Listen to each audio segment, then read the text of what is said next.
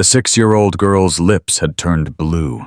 Her fingers were frozen around a paper butterfly she'd made for her teacher. 3 feet away through the classroom window, Mrs. Hartley was laughing, sipping hot cocoa by the fireplace, while 21 children opened Christmas presents. Emma wasn't inside because her teacher told her one simple thing. If you open that door, your police officer daddy goes to prison. So Emma chose to die in the snow rather than send her father to jail. She didn't know that same father was already tearing through the blizzard, his K-9 partner howling in the back seat, racing toward a locked door that was never actually locked. What that German shepherd did when he found her body would silence an entire town and bring a monster to her knees. Before we begin, tell me where you're watching from. Drop your country in the comments below. If you believe that sometimes God sends angels with badges and fur to protect the innocent, hit that subscribe button and stay until the very end. This story will break your heart and piece it back together stronger than before. The radio had been dead for 12 minutes. Officer Marcus Webb counted every second because counting kept him from screaming. His patrol cruiser sat idling at the intersection of Maple and 5th, the engine coughing against the cold like a sick animal. The windshield wipers slapped uselessly against the wall of white that had swallowed Ridgewood whole. Behind the wire mesh, Titan was losing his mind. The German shepherd had worked with Marcus for 4 years. 4 years of drug busts, missing persons, armed standoffs. Titan had never once broken protocol. He was the calmest dog in the K-9 unit, legendary for his discipline. Trainers at the academy used videos of Titan as examples of perfect behavior. But right now, Titan was throwing his 90-pound body against the door of the cruiser. "Titan down," Marcus commanded. "Down." The dog ignored him completely. Titan's claws scraped against the plastic floor. His barking had shifted from sharp alerts to something Marcus had never heard before. A howl. Long, mournful rising and falling like a siren made of grief. The sound made Marcus's skin crawl. "What the hell is wrong with you?" Marcus twisted around in his seat. Titan was staring north. His amber eyes were locked on something beyond the whiteout, beyond the storm, beyond anything Marcus could see. The ridge of fur along his spine stood straight up. Marcus knew that posture. Titan only looked like that when he smelled fear or blood. The officer's hand moved to his phone. He dialed Pinewood Academy for the 15th time. The call connected, rang once, and died. He tried again. Nothing. The cell towers were collapsing under the ice. "Come on," Marcus whispered. "Come on, come on, come on!" His daughter was in that school. Emma, 6 years old, 42 pounds of curly auburn hair and eyes that were too big for her face. She had her mother's smile and her father's stubborn chin. She was everything. She was the only reason Marcus still got out of bed in the morning. Titan threw himself against the door again. The whole cruiser rocked. "All right," Marcus shouted. "All right, I hear you." He grabbed the radio handset. "Dispatch, this is Unit 7. I'm breaking patrol to check on Pinewood Academy. My K-9 is indicating distress. Please advise." Static answered him. The radio was as dead as the phones. Marcus stared at the white void beyond his windshield. Protocol said to shelter in place. Protocol said the roads were too dangerous. Protocol said wait for backup, wait for the plows, wait for conditions to improve. Protocol didn't have a 6-year-old daughter. Marcus thought about this morning. The memory hit him like a physical blow, and he gripped the steering wheel until his knuckles went white.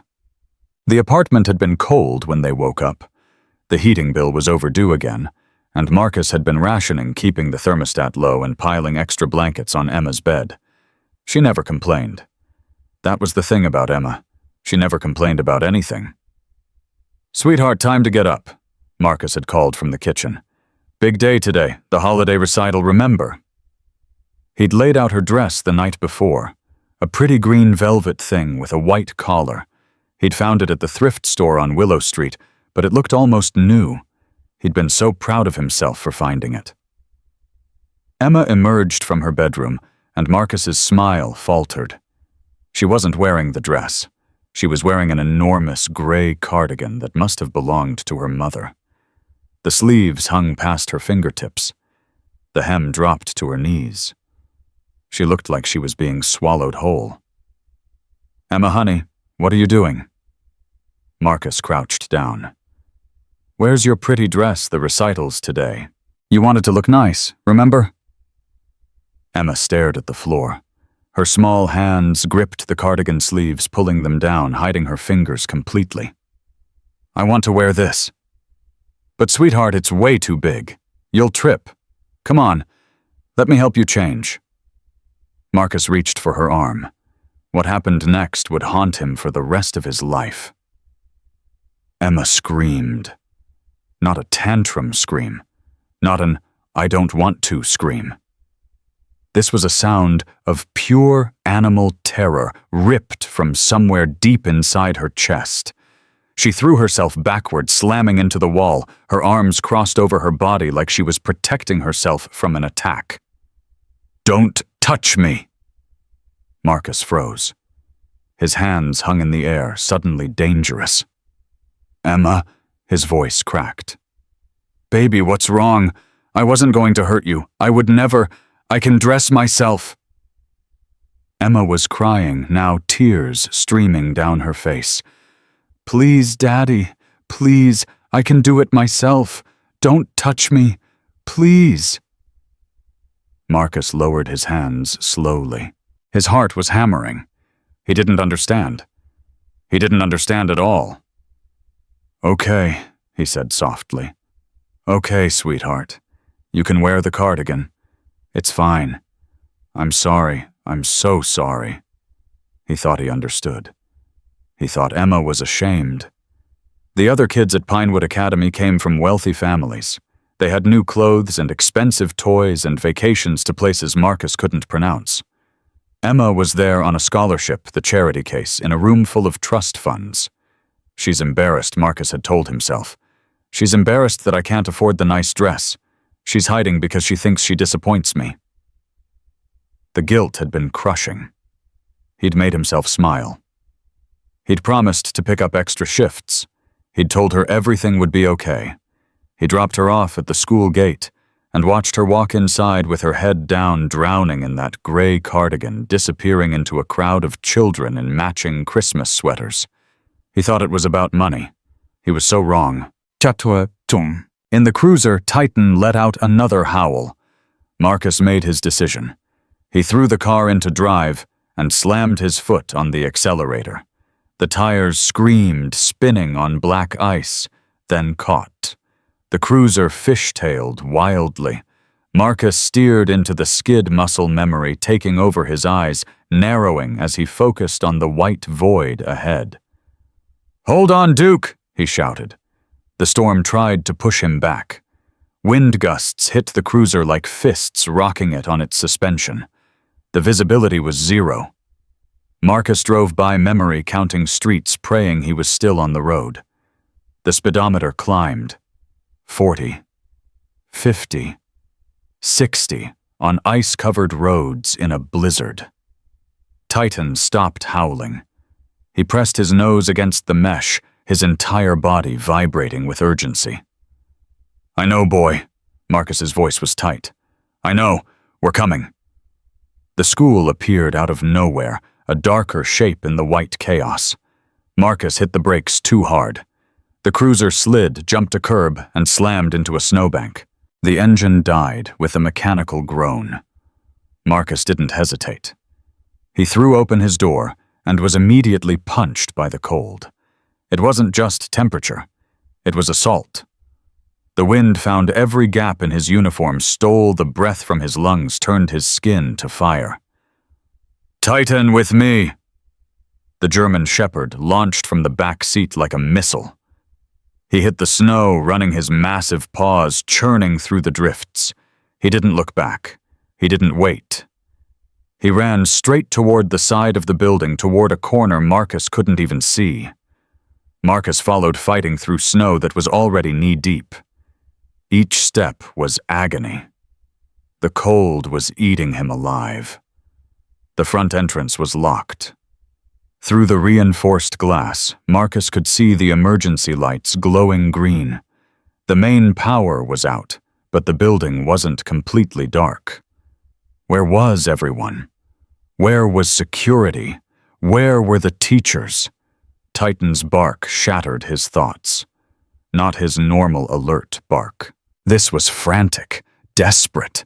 A sound Marcus had never heard from his partner. Marcus ran. He found Titan in a dead zone behind the building, a corner where two walls met, and the wind had created a vortex. Snow had piled here higher than anywhere else, drifting against the brick in a deadly white mountain. Titan was digging. His front paws were a blur, snow flying everywhere. He was whining, barking, crying, begging. Marcus's flashlight found a splash of color in the white. Green velvet. No. The word fell from his mouth. No, no, no, no. He dropped to his knees beside Titan. His hands plunged into the snow, digging, scraping his fingers, screaming as the cold bit through his gloves. There. A small body curled into a ball so tight it looked inhuman. Knees drawn to chin. Head tucked down. Completely still. Emma. She wasn't wearing the cardigan anymore, just the thin green dress.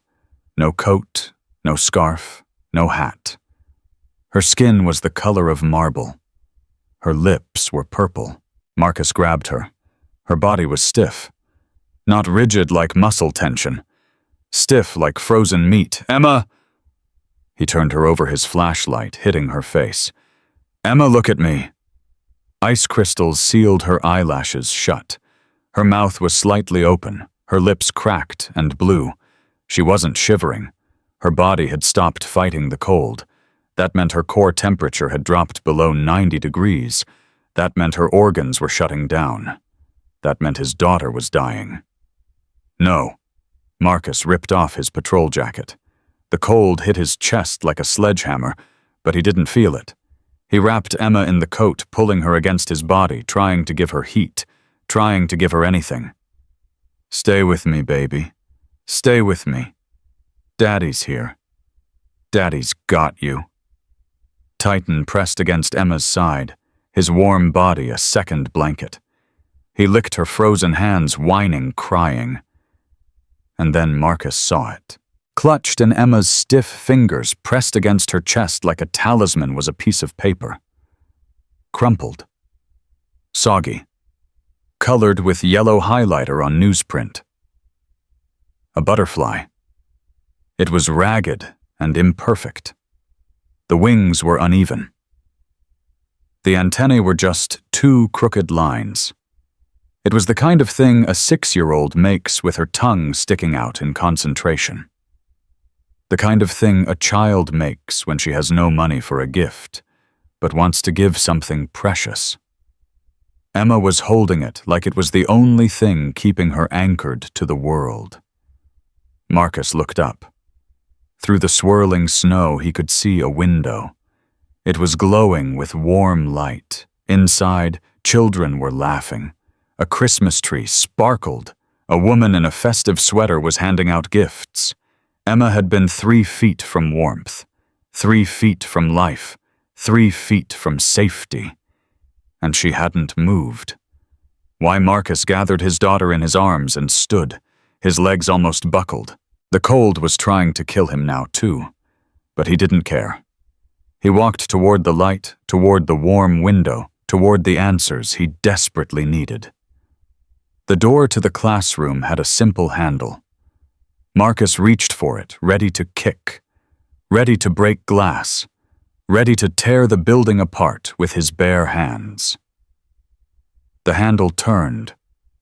The door swung open. Marcus stood frozen, his dying daughter in his arms, staring at an unlocked door. Unlocked. Emma hadn't been physically trapped. She could have walked inside at any moment. She could have saved herself with one simple motion. But she didn't. Why? The question burned in Marcus's brain as he stepped into the warmth. The classroom was a different universe. The heat hit Marcus like a wall. A space heater hummed in the corner, glowing orange. Fairy lights twinkled around the whiteboard. A fake fireplace flickered with artificial flames.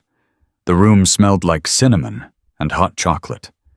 21 children sat at their desks, cups of cocoa in their hands, paper Christmas hats on their heads.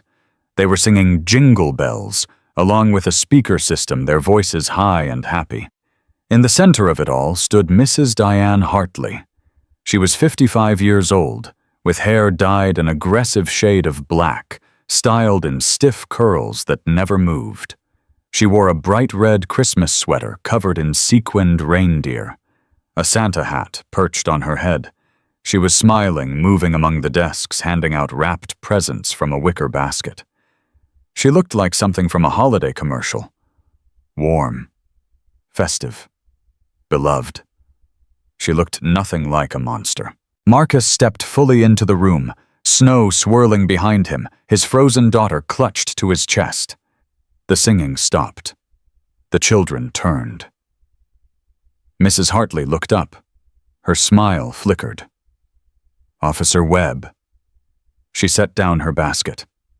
"What on earth are you doing? You can't just barge in here. We're in the middle of our celebration." Marcus didn't answer. He couldn't. His voice was gone. He walked past the children, past the tree, past the hot chocolate station. He knelt beside the space heater and laid Emma on the floor. His hands were shaking so badly he could barely unzip his jacket. "I need blankets," he said.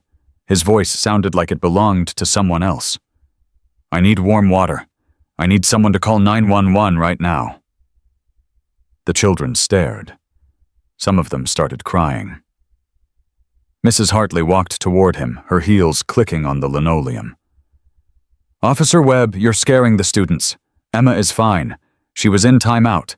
She was supposed to be reflecting on her behavior." Titan moved between Marcus and the teacher. The German Shepherd's hackles were fully raised. His lips peeled back to show teeth.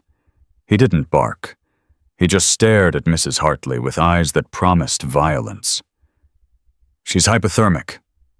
Marcus's voice cracked. "Her core temperature is below 90. She was dying. She was dying in the snow while you were drinking cocoa." "That's ridiculous." Mrs. Hartley's voice sharpened. "The door wasn't locked. If she was cold, she should have come inside. I can't be responsible for a child who refuses to follow simple instructions." Marcus looked up at her. Something in his face made Mrs. Hartley take a step back. "She's 6 years old." Marcus's voice was barely above a whisper. She was 3 feet from this door. 3 feet from warmth. The door was unlocked. She could have saved herself.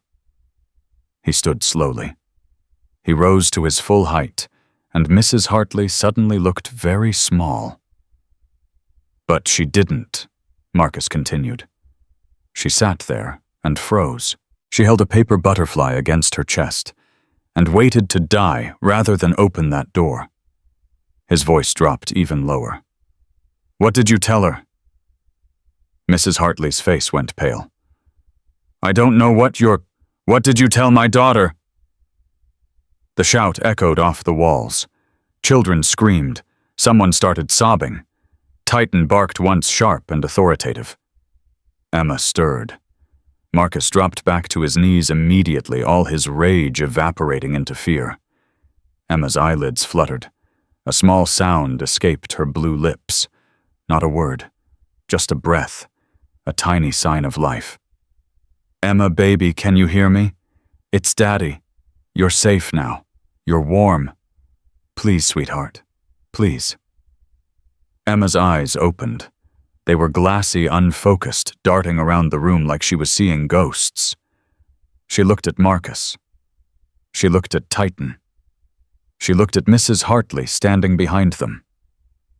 When she saw the teacher, Emma screamed. It was the same scream from this morning. Pure terror. Absolute panic. Emma tried to push herself away from Mrs. Hartley, her frozen fingers scraping against the floor, her small body convulsing. No, I didn't cross. I stayed outside. Please, don't take him. Marcus grabbed his daughter. Emma, stop. You're safe. No one's taking anyone. She said. Emma was hysterical, her voice rising to a shriek. She said if I came inside, the police would arrest you. She said I was your responsibility. She said if I broke the rules, you would go to prison. The classroom went dead silent. Marcus felt the words hit him like bullets. Each one tore through his chest. He looked at Emma. He looked at Mrs. Hartley. He saw the truth written on the teacher's face. She had weaponized his daughter's love. She had taken the thing Emma treasured most in the world, her father, and twisted it into a cage. She had convinced a 6-year-old that saving her own life would destroy her daddy's. Emma had chosen to freeze to death rather than risk Marcus going to prison. You. Marcus's voice was different now. Cold. Flat. Deadly. You told her that. Mrs. Hartley's mouth opened and closed. It was a teaching moment. She needed to learn discipline. She brought garbage into my classroom.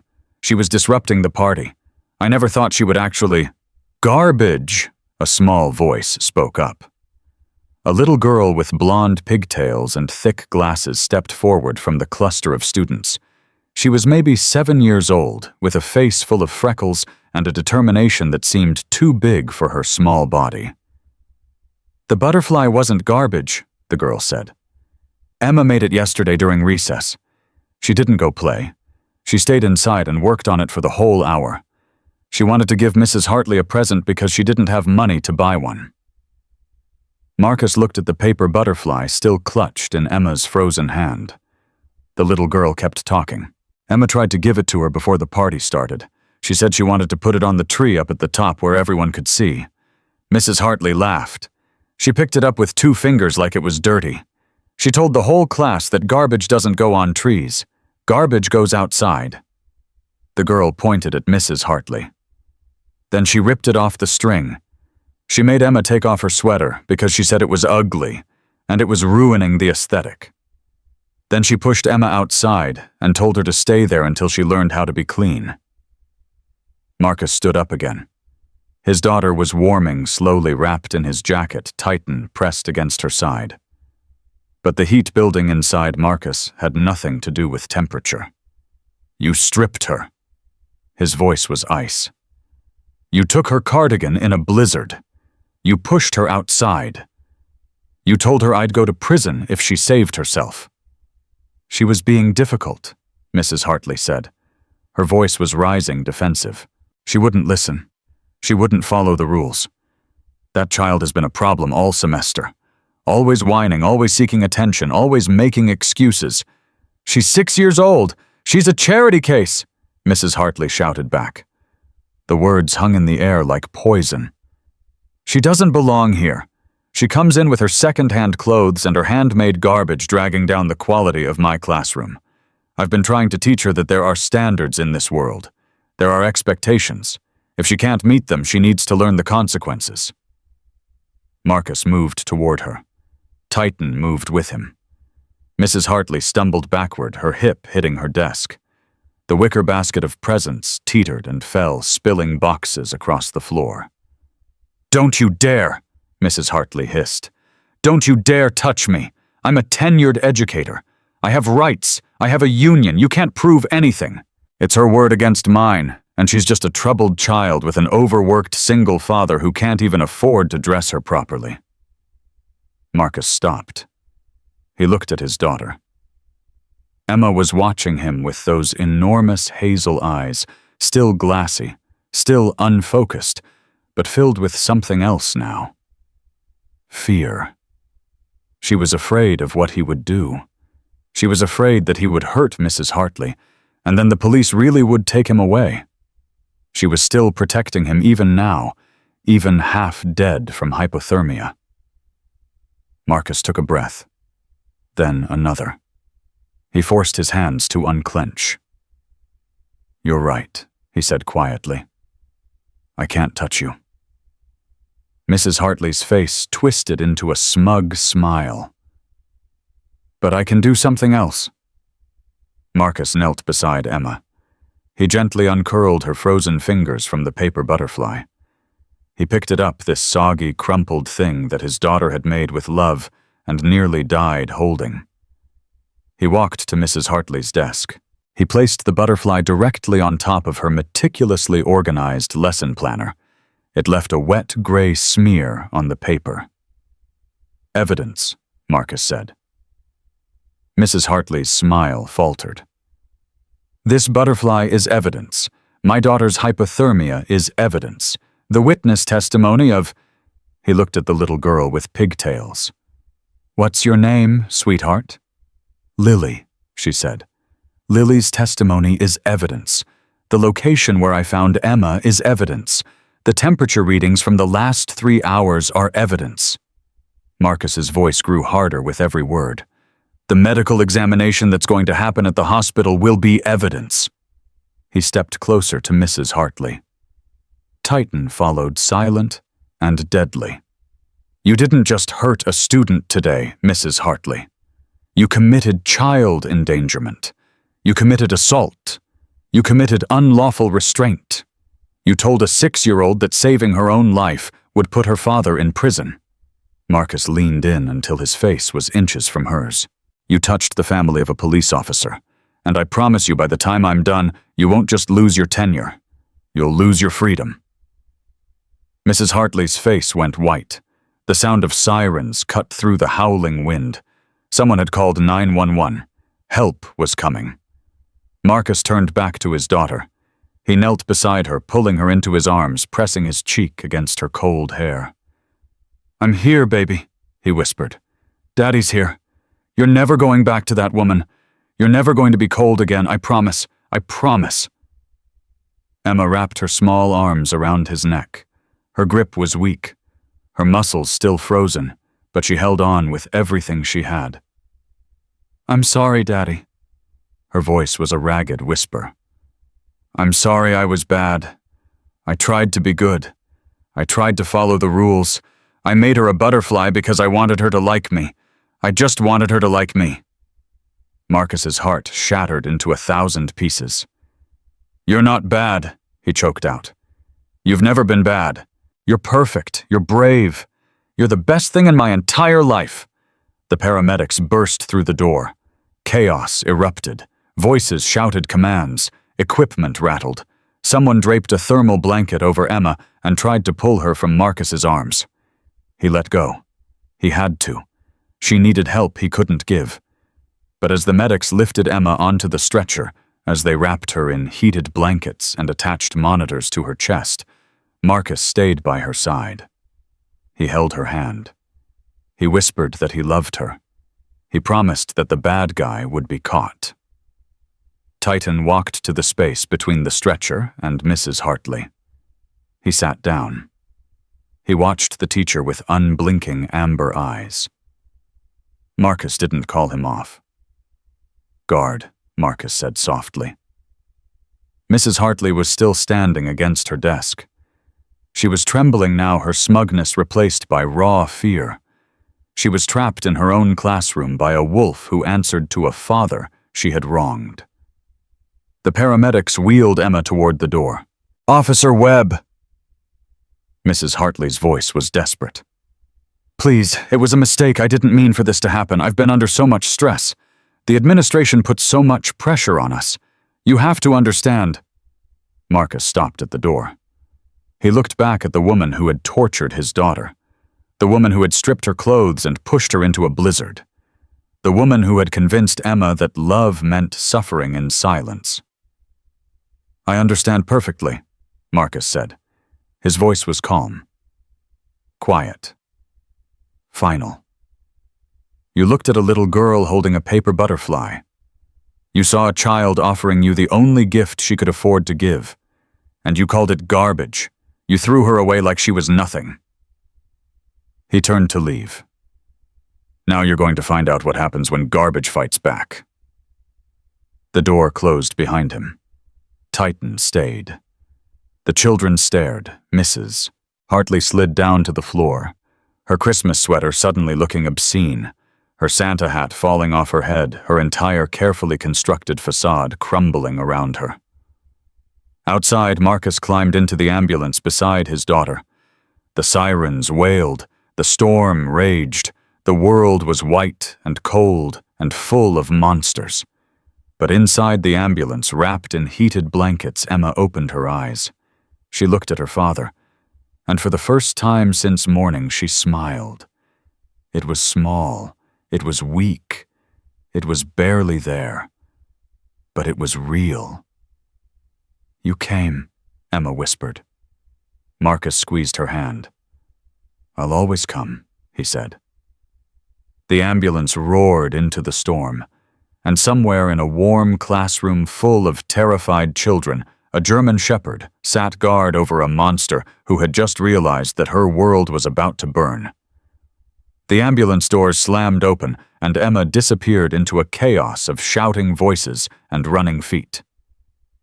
Marcus tried to follow, but a nurse blocked his path. She was a large woman with kind eyes and an immovable stance. "Sir, you need to wait here." "That's my daughter. And she needs the trauma team right now. You need to let them work." Marcus watched the stretcher vanish through double doors. The last thing he saw was Emma's small hand reaching back toward him, her fingers still curled like she was holding an invisible butterfly. Then she was gone. Marcus stood in the emergency room hallway. His uniform was soaked. His hands were shaking. His chest felt like someone had reached inside and torn everything loose. A hand touched his shoulder. He spun fists raised, ready to fight. Sergeant Rodriguez stepped back, both palms up. "Easy, Webb, easy. It's me." Marcus recognized his supervisor through a fog of adrenaline. Rodriguez was a barrel-chested man in his 50s, with a gray mustache and eyes that had seen 30 years of police work. "Sarge," Marcus's voice cracked. "How did you—" Dispatch got a call from the school before the lines went completely dead. Something about an officer barging into a classroom with a K-9.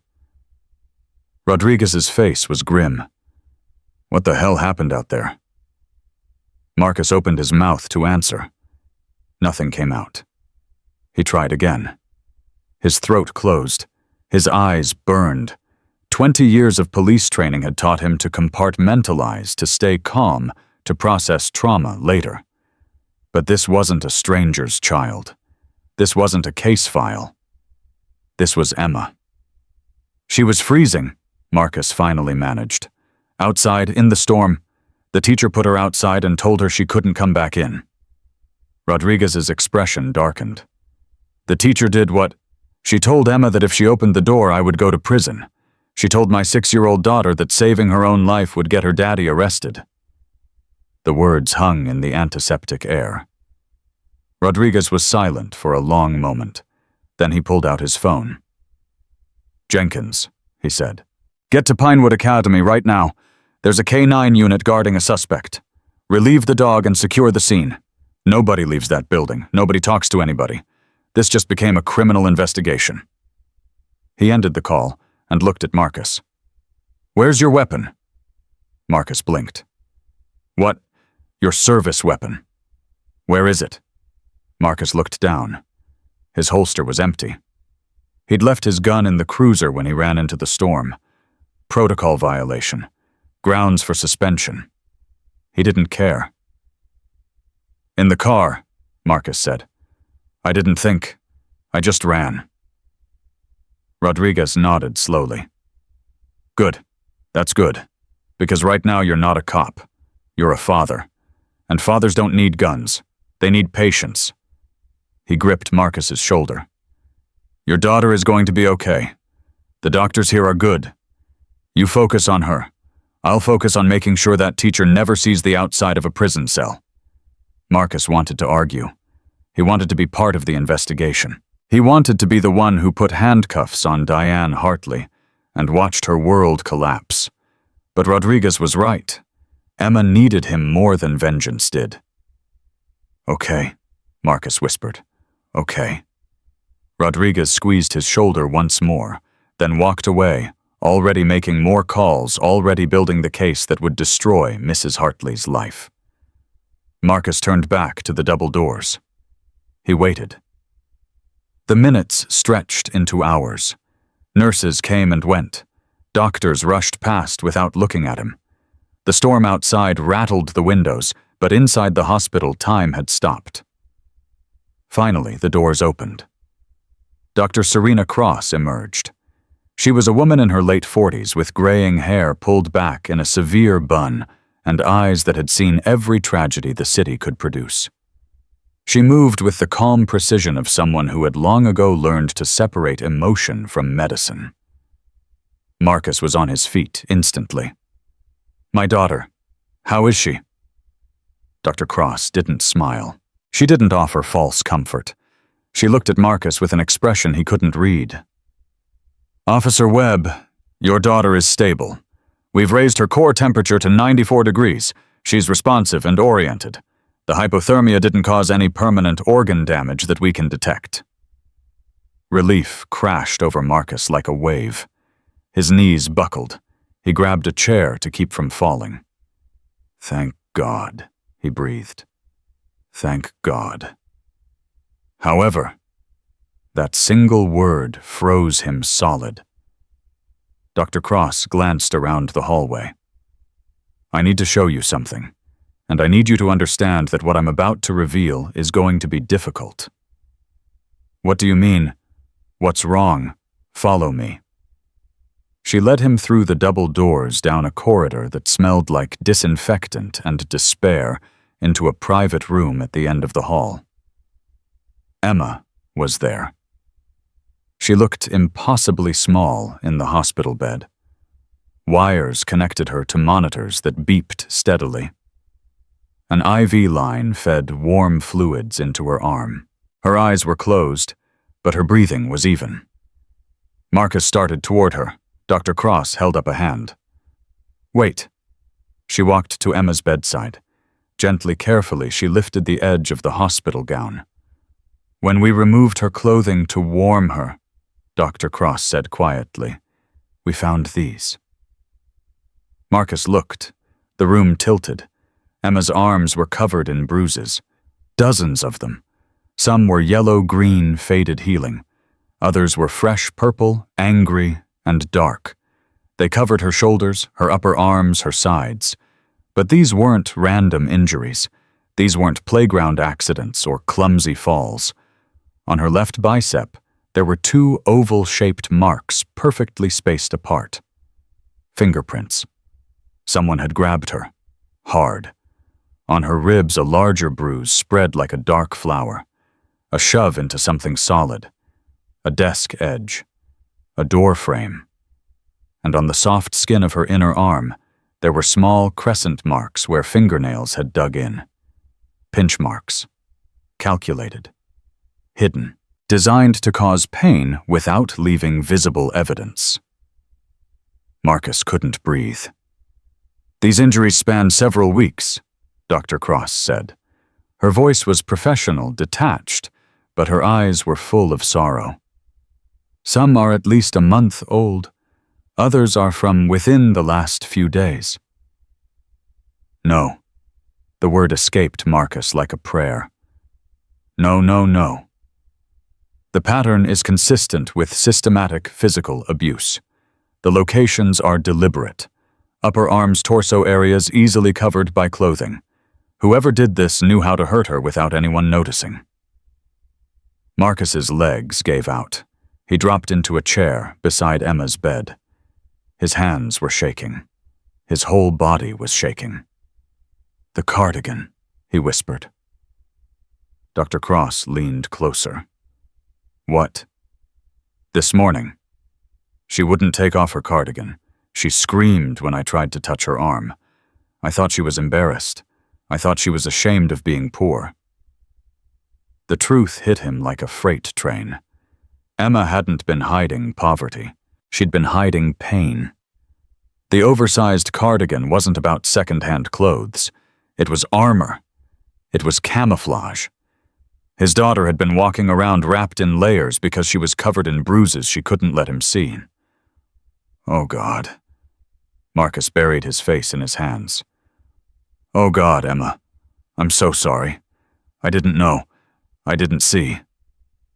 Dr. Cross placed a hand on his shoulder. "Officer Webb abusers are skilled at what they do. They choose their targets carefully.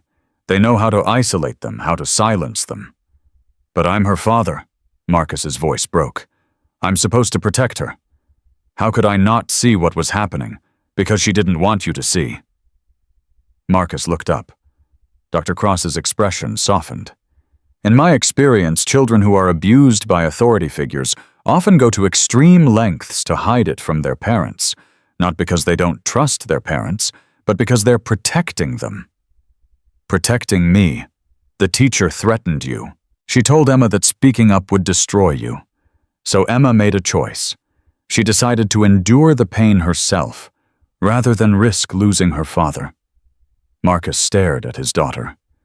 This tiny, fragile girl who had suffered for weeks in silence, who had flinched at his touch not because she was difficult, but because she was terrified, who had worn long sleeves in summer and oversized cardigans in winter, who had smiled through her pain because she loved him too much to let him see her breaking.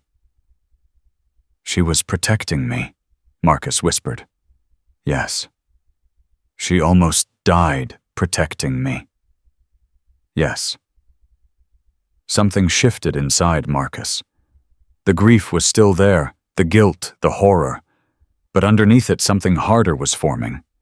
Something cold and sharp and absolutely unbreakable. He had failed to see his daughter's suffering. He had missed every sign. He had been so wrapped up in his own guilt about money and clothes and Christmas presents that he'd been blind to the real monster in Emma's life.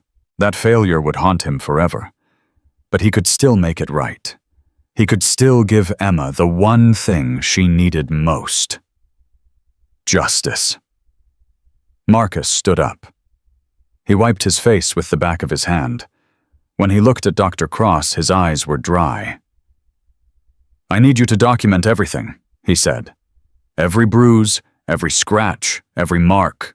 Photographs, measurements, medical terminology. I need evidence that will hold up in court." Dr. Cross nodded. "Already started.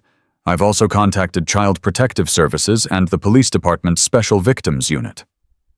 "Good. There's one more thing." Marcus tensed. "What?" Dr. Cross hesitated. "When Emma was semi-conscious, she was talking.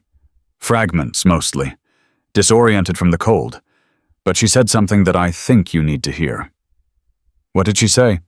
"She said, 'Mommy told me to be strong. Mommy said Daddy would come. Mommy was right.'" Marcus closed his eyes. Sarah, his wife, Emma's mother, dead 2 years from cancer that had stolen her in 6 months. Emma still talked to her picture every night before bed. Still believed that Mommy was watching from heaven. "She also said something else," Dr. Cross continued. "She said, 'I didn't tell because angels don't complain.' Mommy said angels don't complain." The words cut Marcus to the bone. Emma had interpreted Sarah's final lessons about being brave and strong as instructions to suffer in silence. She had taken her dying mother's words and used them to justify enduring months of abuse. She had tried to be an angel, and it had nearly killed her. "I need to be with her," Marcus said. "When she wakes up, I need to be the first thing she sees." "Of course." Dr. Cross moved toward the door. "I'll have a nurse bring you some coffee. It's going to be a long night." She paused at the threshold. "Officer Webb, what that teacher did to your daughter was evil, but Emma survived. She's strong. Stronger than most adults I've treated. Whatever happens next, remember that. She's a fighter." Dr. Cross left. Marcus pulled his chair closer to Emma's bed. He took her small hand in both of his, careful to avoid the IV line, careful not to touch the bruises he could now see spreading up her forearm. "I'm sorry," he whispered. "I'm so sorry, baby. I should have seen. I should have known. I should have protected you." Emma didn't respond. Her breathing remained steady. The monitors beeped their rhythmic reassurance. Marcus sat there holding his daughter's hand, watching her sleep. The storm raged outside. The wind screamed against the windows. But inside this small room, there was only silence and the soft sound of a father's heart breaking. An hour passed. Then 2. Nurses came and went, checking vitals, adjusting fluids, offering Marcus coffee he didn't drink. Rodriguez called twice with updates. Titan had been retrieved from the school and was being held at the precinct. Mrs. Hartley was in custody, demanding a lawyer, insisting this was all a misunderstanding. Marcus listened to the updates without really hearing them. His world had narrowed to the small hand in his grip and the steady beeping of the heart monitor. Finally, near midnight, Emma stirred. Her eyelids fluttered. Her fingers twitched in Marcus's grasp. A small sound escaped her throat. "Emma!" Marcus leaned forward. "Baby, can you hear me?" Her eyes opened. For a moment they were unfocused, lost in the confusion of waking in a strange place. Then they found Marcus's face. "Daddy, I'm here, sweetheart. I'm right here." Emma's gaze drifted around the room. She saw the monitors, the IV line, the hospital walls. Fear flickered across her face. "Where am I? What happened? Am I in trouble?" "No, baby. No. You're in the hospital. You got very cold, but the doctors made you warm again. You're safe now." Emma processed this slowly. Then her eyes dropped to her arms. The hospital gown had short sleeves. Her bruises were visible. Emma's face crumpled. She tried to pull her arm away to hide, to cover herself, but the IV line held her in place. "No," she whimpered. "No, you weren't supposed to see. You weren't supposed to know." "Emma, I'm sorry, Daddy." Tears spilled down her cheeks. "I'm sorry I was bad. I tried to be good. I tried to follow the rules," she said. "If I told you, you would lose your job. She said the police would take you away." "Emma, stop!" Marcus's voice cracked. "Stop! Listen to me!" But Emma was hysterical now, words pouring out between sobs. "She said I was garbage. She said I didn't belong. She said poor kids like me should be grateful for any attention we get. She pinched me when I got answers wrong. She pushed me when I walked too slow. She said if I told anyone, she would make sure you never worked again." Each word was a knife in Marcus's chest. "She said Mommy was probably happy to die so she didn't have to be embarrassed by me anymore." Marcus stopped breathing.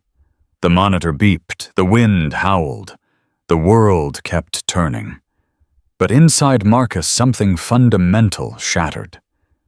Diane Hartley had told his daughter that her dead mother was glad to be free of her. She had taken a child's grief, a child's desperate need to make her mother proud, and she had poisoned it. "Emma," Marcus's voice was very quiet, very controlled. "Look at me." Emma looked up, tears streaming, face twisted with shame and fear. I need you to listen very carefully, Marcus said. What she told you was a lie. Everything she said was a lie. You are not garbage. You are not a burden. You are the best thing that ever happened to me and your mother. But she said she lied. Marcus gripped Emma's hand tighter. Your mother loved you more than anything in this world. Her last words were about you. She made me promise to take care of you. She said you were her miracle, her angel. Emma's sobbing slowed. Really? Really? And I'll tell you something else. What Mrs. Hartley did to you, hitting you, pinching you, putting you outside in the cold, that wasn't discipline. That wasn't teaching. That was a crime. Emma's eyes went wide. A crime. Yes. And do you know what happens to people who commit crimes? Emma shook her head slowly. They get arrested. They go to court. And if they're found guilty, they go to prison. Mrs. Hartley is going to prison. If I have anything to say about it, she's never going to hurt another child again. Emma was quiet for a long moment. Her tears had stopped. She looked at her father with something new in her eyes, something that might have been hope. Daddy, yes, baby, she took my butterfly. Marcus felt his pocket. The paper butterfly was still there, soggy and crumpled from the snow. No, sweetheart, I have it. I kept it safe. He pulled it out. The newspaper was stained, the yellow highlighter smeared the edges torn. It looked like something that should be thrown away. It was the most precious thing Marcus had ever held. He placed it gently in Emma's palm. Emma stared at it. Fresh tears welled in her eyes, but these were different. These weren't tears of shame. I made it for her, Emma whispered. I wanted her to like me. I worked so hard on it. I know, baby. She said it was trash. She said I was trash. She was wrong. Emma looked up at her father. Do you think it's ugly? Marcus cupped her face in his hands. He looked at his daughter, this brave, broken, beautiful girl who had survived monsters and blizzards and cruelties no child should ever know. I think it's the most beautiful butterfly I've ever seen, he said, because you made it with love, and love is never ugly. Love is never garbage. Love is the only thing that matters. Emma threw her arms around his neck. She held on like she was drowning and he was the only solid thing in the universe. Marcus held her back. He held her while she cried. He held her while the monitors beeped. He held her while the storm outside slowly began to fade. And he made a silent promise to his daughter, to his dead wife, to himself. Diane Hartley would pay.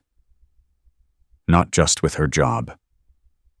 Not just with her reputation. With her freedom. With her future. With everything she had. He would build a case so airtight that no lawyer could crack it. He would gather testimony from every child she had ever terrorized. He would expose every lie, every cruelty, every hidden bruise. And when the judge brought down the gavel, when the verdict came, when the cell door closed behind her, Marcus would be there, watching, waiting, making sure she understood exactly what it felt like to be trapped. Emma's sobs slowly faded. Her grip loosened.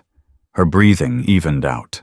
She was falling asleep, exhausted by pain and cold, and the emotional flood of finally telling the truth. Marcus eased her back onto the pillow. He tucked the blanket around her. He placed the paper butterfly on the bedside table where she would see it when she woke. Then he pulled out his phone and dialed Rodriguez. Sarge, it's Webb. I'm ready to give my full statement, and I have new information. He looked at his sleeping daughter, at the bruises on her arms, at the paper butterfly that had survived the storm. Mrs. Hartley didn't just endanger my daughter today. She's been abusing her for months. I want every charge we can file. Child abuse, assault, battery, emotional torture, whatever sticks we throw at her." Rodriguez's voice was grim. "You got it. We've already got 3 other parents calling in. Apparently Emma wasn't the only one." Marcus closed his eyes. Of course she wasn't. Monsters never stopped at one victim. "Get me those names," Marcus said. "Every family. Every child. We're going to build a case that makes national news. Consider it done." Marcus ended the call. He looked at Emma one more time. She was peaceful now, her face relaxed, her breathing deep. The terror that had lived in her eyes for months was finally temporarily at rest. Marcus leaned down and kissed her forehead. "Sleep well, sweetheart," he whispered. "When you wake up, the monster will be gone. I promise." Outside, the storm was dying. The wind was fading. The first hints of dawn were creeping over the horizon. But inside Marcus Webb, a different storm was building. And this one wouldn't stop until justice was done. 3 days passed like a fever dream. Marcus barely slept. He existed on coffee and adrenaline, splitting his time between Emma's hospital room and the police station where the case against Diane Hartley was being built piece by piece. Emma was recovering. The doctors said her body was healing faster than expected. Children were resilient, they told him. Children bounced back. But Marcus knew the real wounds weren't physical. Every night, Emma woke up screaming. Every time a door opened unexpectedly, she flinched. Every time someone raised their voice, she curled into herself like she was expecting a blow. The body might heal. The mind would take longer. On the 4th morning, Rodriguez called. "We've got 7 families now," the sergeant said. His voice was heavy. 7 kids, all from Hartley's classroom over the past 3 years. Same pattern. Bruises in hidden places, threats about parents losing jobs or going to jail, psychological manipulation to keep them quiet. Marcus gripped the phone so hard his knuckles went white. 7. And counting. The Special Victims Unit thinks there might be more. Parents are calling in from other districts. Apparently Hartley transferred twice before landing at Pinewood. Each time there were complaints that mysteriously disappeared. Someone's covered for her. Looks that way. We're digging into the administration. Superintendent Wallace has lawyered up, which tells me everything I need to know. Marcus closed his eyes. The corruption ran deeper than one teacher. There was a whole system that had protected Diane Hartley, that had shuffled her from school to school, that had silenced parents and buried evidence. "What about the hearing?" Marcus asked. "Tomorrow morning. Town Hall. The school board called an emergency meeting to address the situation. Hartley's lawyer demanded a chance for her to speak before formal charges are filed. They're giving her a platform. The board thinks it'll calm things down. Let her tell her side. You know how these things work." Marcus knew exactly how these things worked. Rich people with good lawyers could spin anything. They could turn victims into villains and monsters into misunderstood educators. "I want to be there," Marcus said. "Figured you would, but Webb, you need to keep your cool. If you do anything that looks like intimidation or harassment, her lawyer will use it to get the case thrown out." "I know. Do you? Because if I were in your shoes, I'd want to put that woman through a wall." Marcus looked across the hospital room at Emma. She was sitting up in bed eating Jell-O, watching cartoons with the volume low. The bruises on her arms had faded from purple to yellow-green. In a few more days, they would disappear entirely. But the ones inside would never fully heal. "I'll keep my cool," Marcus said. "But she's going to answer for what she did, in front of everyone." "That's the plan. Bring Emma's medical records. Bring the photos. Bring everything. We're going to let the evidence speak."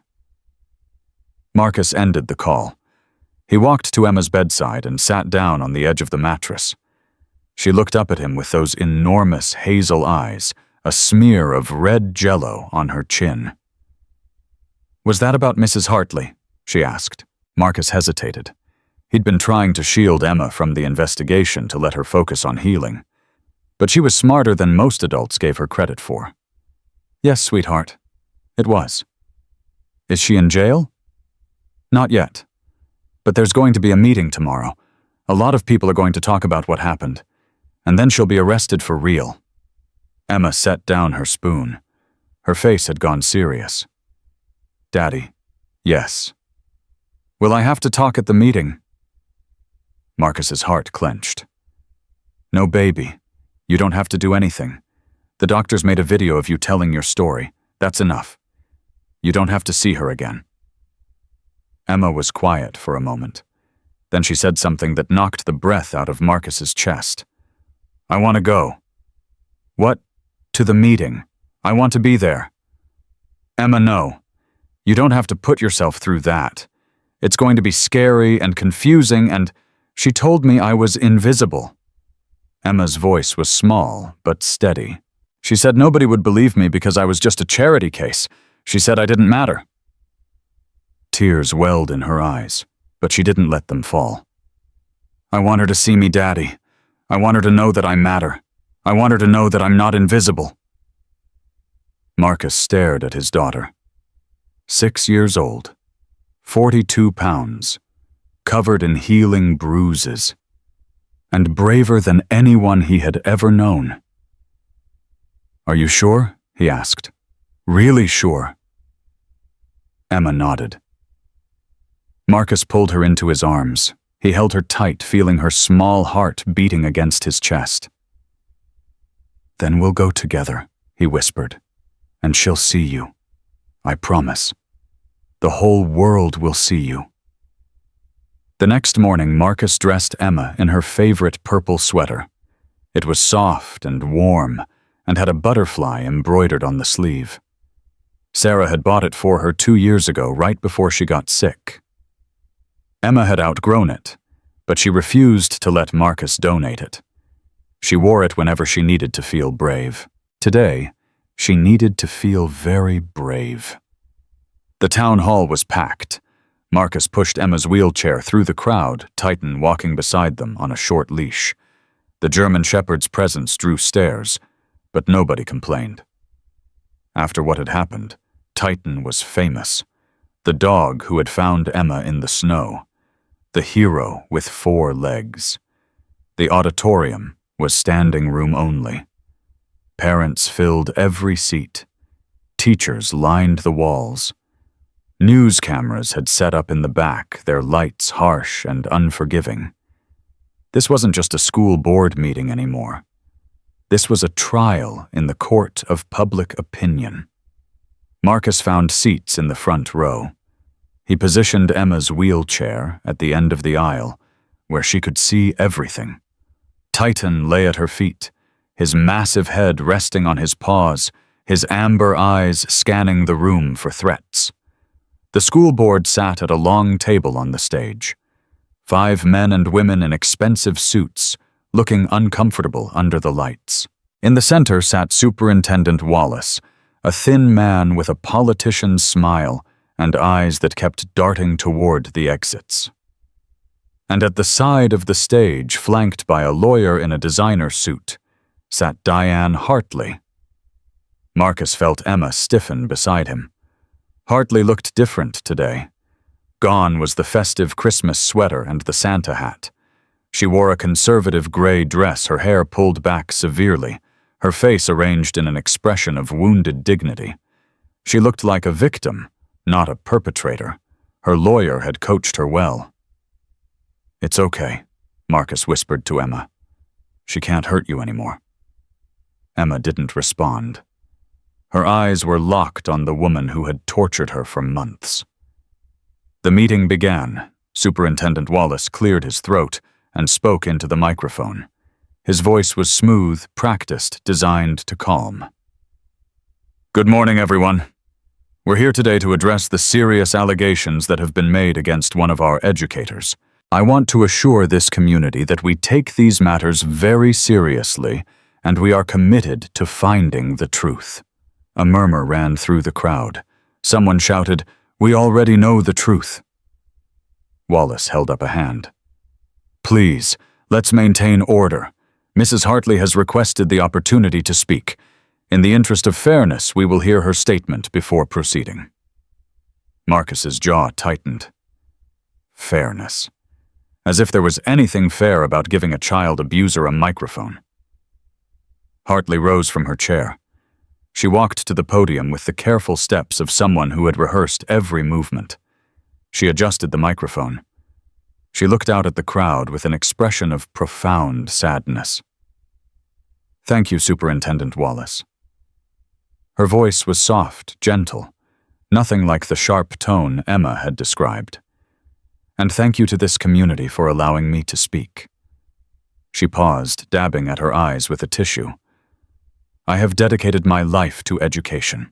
32 years in the classroom, thousands of students. I have always believed that discipline and structure are the foundations of learning. Sometimes that requires difficult choices." Another pause. Another dab of the tissue. "What happened with Emma Webb was a tragedy. I take full responsibility for a lapse in judgment. When I asked her to step outside for a moment of reflection, I had no idea the weather would turn so severe. It was a mistake, a terrible mistake, and I will live with that guilt for the rest of my life." The crowd shifted. Some people were nodding. Others looked skeptical. Hartley pressed on. "But I want to be very clear about something.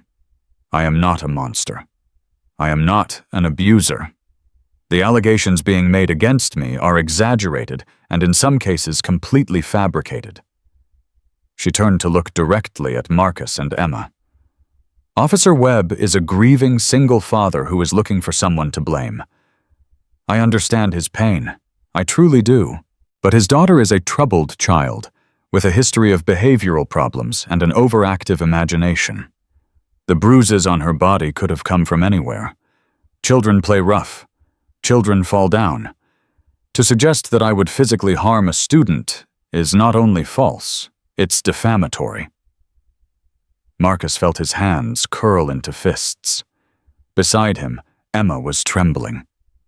"I have witnesses," Hartley continued, "colleagues who will testify to my character. I have evaluations that describe me as an exemplary educator. I have awards, commendations, and the gratitude of countless families whose children I have helped succeed."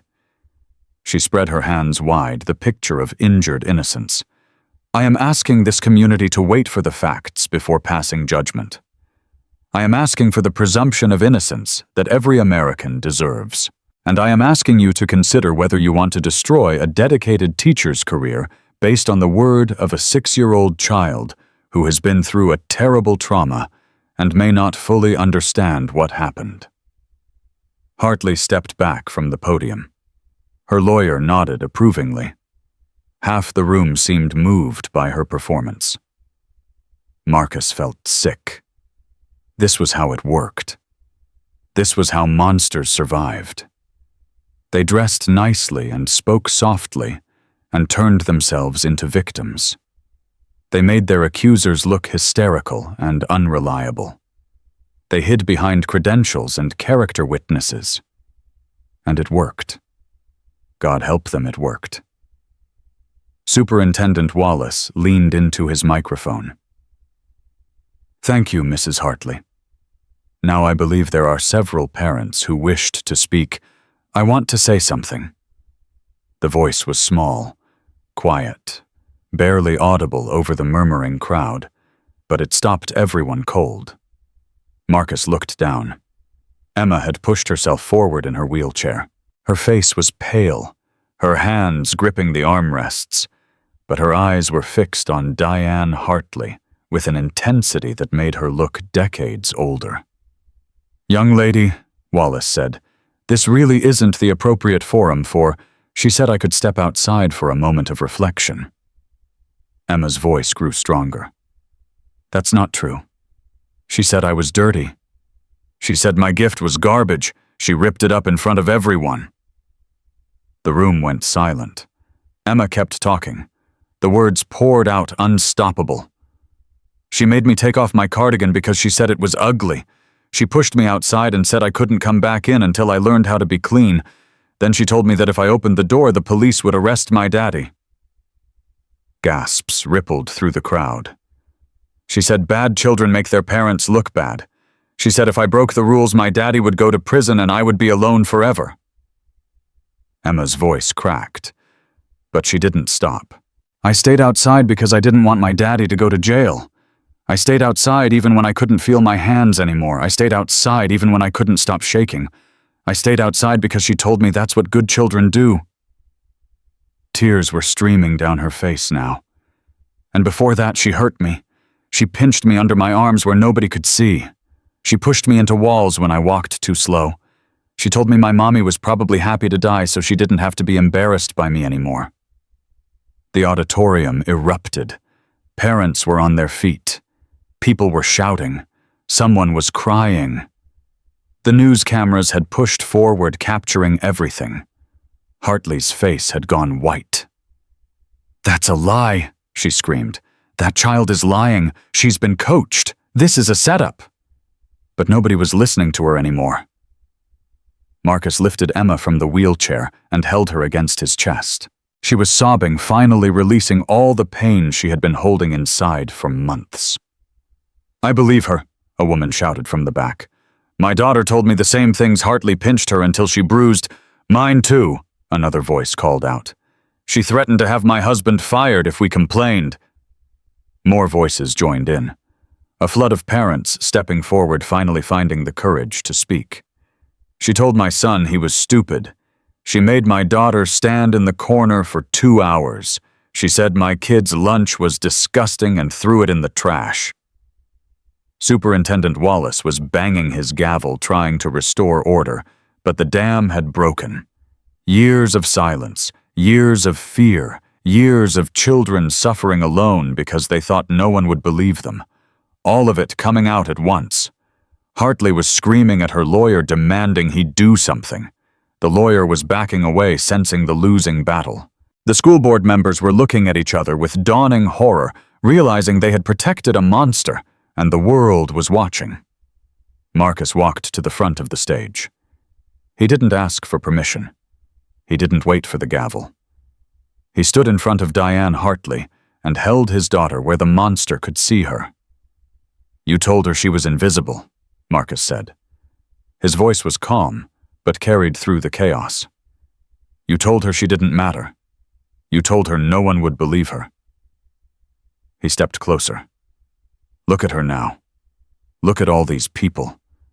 Look at what happens when the invisible children finally find their voices." Hartley's composure shattered completely. She lunged toward Marcus, fingers clawed, screaming incoherently. "You ruined me! You and your brat ruined everything!" 2 officers appeared out of the crowd. They grabbed Hartley's arms, pulling her back. Marcus didn't flinch. He didn't move. He just stood there holding his daughter, letting the cameras capture everything. "Diane Hartley," one of the officers said, "you are under arrest for child endangerment assault, unlawful restraint, and emotional abuse of a minor." The handcuffs clicked. The room erupted in cheers. Hartley was dragged toward the exit, still screaming, her carefully constructed facade destroyed forever. As she passed Marcus and Emma, she stopped struggling for just a moment. She looked at the little girl in the purple sweater, the girl who had survived her cruelty, the girl who had found her voice. "This isn't over," Hartley hissed. "You think you've won? I'll appeal. I'll sue. I'll destroy your family." Emma lifted her head from Marcus's shoulder. She looked at Mrs. Hartley with eyes that held no fear. "Butterflies aren't garbage," Emma said quietly. "And neither am I." The officers pulled Hartley away. Marcus hugged his daughter tighter. The room was still in chaos, but in the center of it all, a father and his daughter stood together. Unbroken. unafraid. And finally free. Titan rose from his spot on the floor and pressed his head against Marcus's leg. The dog looked up at Emma with those amber eyes, tail wagging slowly. Emma reached down and scratched behind his ears. "Good boy, Titan," she whispered. "You found me." Titan's tail wagged harder. Outside, the sun was breaking through the clouds. The storm had passed. The world was bright and clean and full of possibility. But for Marcus, the real victory wasn't the arrest. It wasn't the cheering crowd or the news cameras. It was the look in his daughter's eyes. For the first time in months, the fear was gone. In its place was something new, something stronger. Hope. Marcus kissed Emma's forehead. "Let's go home, sweetheart," he said. Emma nodded. Together, always together, they walked out of the town hall, Titan at their side, cameras flashing, people reaching out to touch them, to thank them, to tell them how brave they were. But Marcus didn't hear any of it. All he heard was his daughter's voice, small but certain, whispering in his ear. "Daddy, yes, baby, I think Mommy was watching." Marcus smiled through his tears. "I think so too, sweetheart. I think so too." The drive home from the town hall should have felt like a victory parade. Instead, Marcus drove in silence, his hands tight on the steering wheel, his mind racing through everything that had just happened. Emma had fallen asleep in the back seat, exhausted by the emotional weight of confronting her abuser. Titan lay beside her, his massive head resting on her lap, guarding her even in sleep. Marcus's phone had been buzzing non-stop. Text messages from colleagues, voicemails from reporters, emails from parents thanking him, supporting him, calling him a hero. He didn't feel like a hero. He felt like a father who had failed his daughter for months and was only now beginning to understand the depth of that failure. Rodriguez's number flashed on the screen. Marcus answered. "Webb, where are you?" "Heading home. Emma's wiped out." "I figured. Listen, I need to tell you something before you hear it from someone else." Marcus's stomach tightened. "What happened?" Hartley's lawyer filed an emergency motion. He's claiming the arrest was improper, that the public confrontation prejudiced any potential jury pool. He's asking for all charges to be dismissed. You can't be serious. Dead serious. The DA thinks it's a long shot, but these things can go sideways. Rich people with expensive lawyers have a way of slipping through cracks. Marcus pulled the car to the side of the road. He couldn't drive and process this at the same time. After everything, after what Emma said in front of hundreds of people, after 7 families came forward. I know, but the legal system isn't about what's right. It's about what can be proven. And Hartley's lawyer is already spinning a narrative. Overzealous father with a personal vendetta. Traumatized child who might have been coached. Mass hysteria whipped up by media attention. That's insane. That's how defense attorneys work. They don't need to prove she's innocent. They just need to create enough doubt. Marcus closed his eyes. He could feel the anger building, a white-hot pressure behind his ribs. What do? We stay calm. We let the DA do her job. We make sure every piece of evidence is documented, verified, and bulletproof. This isn't over yet, Webb. Not by a long shot. Marcus ended the call. He sat there for a long moment, staring at nothing, listening to the soft sound of Emma's breathing in the back seat. He had promised her justice. He had promised her that the monster would never hurt anyone again. What if he couldn't keep that promise? The apartment was dark when they arrived. Marcus carried Emma inside, her small body limp with sleep. He laid her on the couch, pulled a blanket over her, and stood there watching her for a long time. The bruises on her arms were almost gone now. Yellow shadows where purple had been. In a few more days, there would be no visible evidence of what she had endured. But the invisible wounds would take years to heal. Maybe decades. Maybe forever. Titan padded over and lay down on the floor beside the couch, positioning himself between Emma and the door. Even at rest, he was protecting her. Marcus walked to the kitchen. He opened the refrigerator, stared at the empty shelves, and closed it again. He hadn't been shopping in days, hadn't been doing anything except fighting for his daughter. The Christmas tree in the corner was dark. He'd bought it a week before the storm, thinking Emma would want to decorate it together. Now it just sat there bare and forgotten. Some Christmas this was going to be. A knock at the door made him jump. Marcus grabbed his service weapon from the hallway table. After everything that had happened, he wasn't taking chances. "Who is it? Open up, Webb. It's Rodriguez." Marcus holstered the gun and opened the door. Rodriguez stood in the hallway, but he wasn't alone. Behind him were Officer Kim, Detective Williams, Officer Chen, and a half-dozen other cops Marcus recognized from the precinct. They were all in civilian clothes, and they were all carrying something. Boxes. Bags. What looked like a folded tree stand. "Sarge." "What's going on?" Rodriguez pushed past him into the apartment. "You weren't answering your phone. We got worried." I needed a minute." "Well, your minute's over." Rodriguez set down a large cardboard box on the kitchen counter.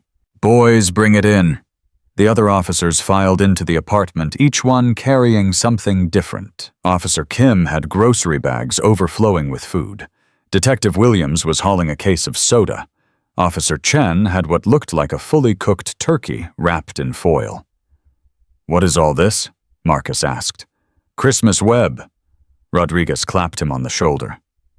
"You think we were going to let you and Emma spend the holiday alone after everything you've been through?" Marcus opened his mouth to protest. Nothing came out. Officer Sarah Jenkins appeared in the doorway, her arms full of wrapped presents. She was the youngest member of the team, barely 23, with a smile that could light up a room. "Hey, where should I put these?" "There for Emma." The whole precinct chipped in. Marcus felt something crack inside his chest. "You didn't have to do this," he managed. "Shut up," Rodriguez said. "Your family. This is what family does." More officers arrived. Someone plugged in the Christmas tree. Someone else started stringing lights. Within minutes, Marcus's dark, empty apartment was transformed into something warm and alive. Emma stirred on the couch. She opened her eyes, blinking in confusion at the sudden crowd of people in her living room. Then she saw the tree now blazing with colored lights. She saw the presents piling up underneath. She saw the faces of people she recognized from her father's work, all of them smiling at her. "Daddy," her voice was small, uncertain. "What's happening?" Marcus knelt beside her. "Our friends came to visit, sweetheart. They wanted to make sure we have a real Christmas." Emma looked around the room with wide eyes. Then her gaze landed on something that made her gasp. Officer Jenkins was holding a coat.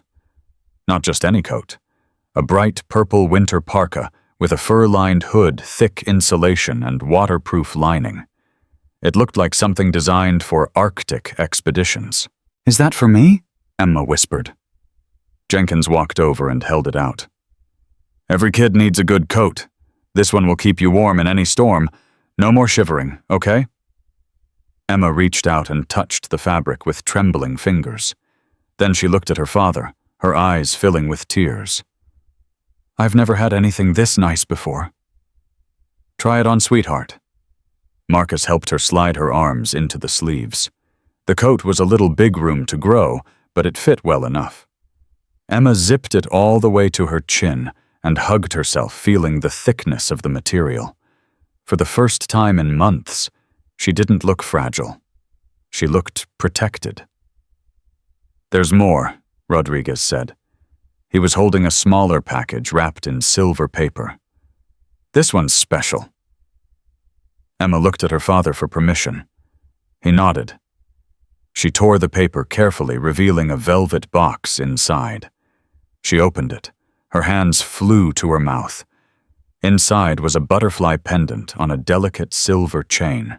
The butterfly was made of colored glass purple and blue and green, catching the light from the Christmas tree. "We know about your paper butterfly," Rodriguez said quietly. "We know what it meant to you. We thought you should have something that would last forever." Emma lifted the pendant from the box. She held it up, watching the colors dance. "It's beautiful," she breathed. "Just like you, kiddo." Emma launched herself at Rodriguez, wrapping her small arms around his thick waist. The gruff sergeant froze for a moment, clearly uncomfortable with the display of affection. Then his face softened, and he hugged her back. "Thank you," Emma said into his chest. "Thank you so much." "You're welcome, sweetheart. Now come on, there's pizza coming, and we need someone to taste test the cookies Officer Kim made." The next few hours were chaos in the best possible way. Officers moved through the apartment, setting up food decorating, laughing, telling stories. Someone had brought a portable speaker, and Christmas music filled the air. Emma was passed from person to person, each one telling her how brave she was, how proud they were, how much she mattered. Marcus stood in the corner of his own living room, watching it all happen, feeling something he hadn't felt in years. Hope. These people were his family, not by blood, but by something stronger. They showed up when things were hard. They lifted each other when the world knocked them down. They protected their own. Rodriguez appeared beside him. "You okay?" Marcus nodded slowly. "I didn't expect this." "Nobody ever does." Rodriguez took a swig of his beer. "Listen, I got an update from the DA. Thought you should know." Marcus tensed. "And Hartley's motion was denied. The judge said there was overwhelming evidence of criminal conduct and that public interest demands prosecution proceed." The breath Marcus didn't know he was holding rushed out of him. "She's going to trial, full criminal trial, child endangerment assault, unlawful restraint. The DA is also adding charges based on the other families who came forward. We're looking at 7 counts of abuse spanning 3 years.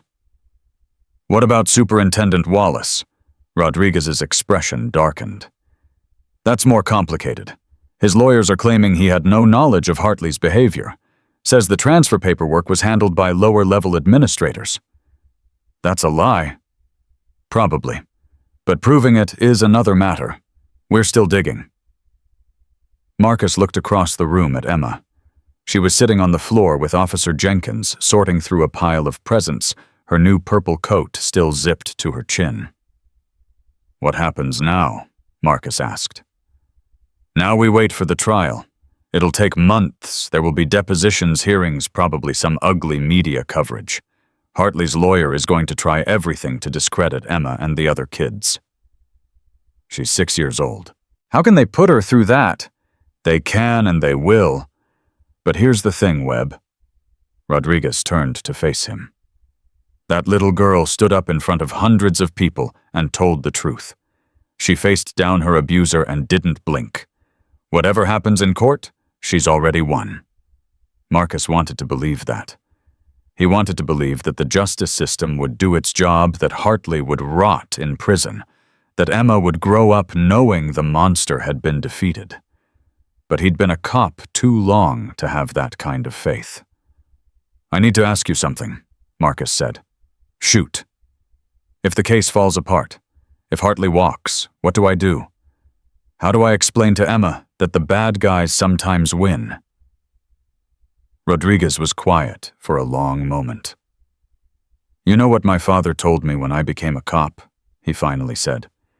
He said justice isn't always about what happens in a courtroom. Sometimes it's about the lives we change, the people we protect, the monsters we expose. He put a hand on Marcus's shoulder. Diane Hartley is finished. Even if she beats these charges, which she won't, her career is over. Her reputation is destroyed. Every parent in this state knows her face. She'll never teach again. She'll never hurt another child. That's Justice Webb. Maybe not the kind they show in movies, but it's real. Marcus wanted to argue. He wanted to say that it wasn't enough that Hartley deserved to suffer the way Emma had suffered, that anything less than a life sentence was a failure. But he looked at his daughter again. She was laughing. Actually laughing, her head thrown back, her eyes bright. Officer Chen was doing some kind of magic trick with a coin, making it appear and disappear, and Emma was delighted. When was the last time he'd heard her laugh like that? Months. Maybe longer. "Daddy," Emma called out. "Come look, Officer Chen can make things disappear." Marcus smiled. "Coming, sweetheart." He walked across the room and sat down beside his daughter. Officer Chen showed him the coin trick, then taught Emma how to do it herself. She practiced over and over, her small fingers fumbling with the coin, her tongue sticking out in concentration. She looked like a normal kid. A happy kid. Maybe that was the real victory. The party lasted until nearly midnight. Officers filtered out gradually, each one stopping to hug Emma, to shake Marcus's hand, to promise they'd be there if he needed anything. Finally, it was just the three of them. Marcus, Emma, and Titan. The apartment was warm and bright. The tree sparkled in the corner. Half-eaten pizza sat on the counter next to plates of cookies and the remains of the turkey. Emma was curled up on the couch, still wearing her purple coat, the butterfly pendant around her neck. Her eyes were heavy with sleep.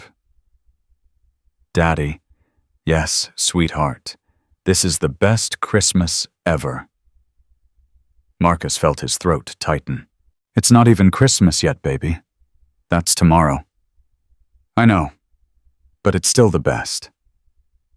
She yawned and snuggled deeper into the cushions. Titan jumped up on the couch, something Marcus normally wouldn't allow, and settled his massive body against Emma's side. "Daddy, yes, I'm not scared anymore."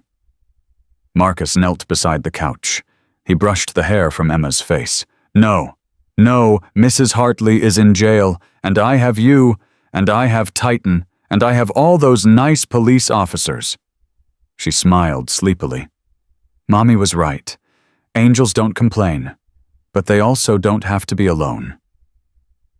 Marcus didn't trust himself to speak. He leaned down and kissed Emma's forehead. "I love you, baby."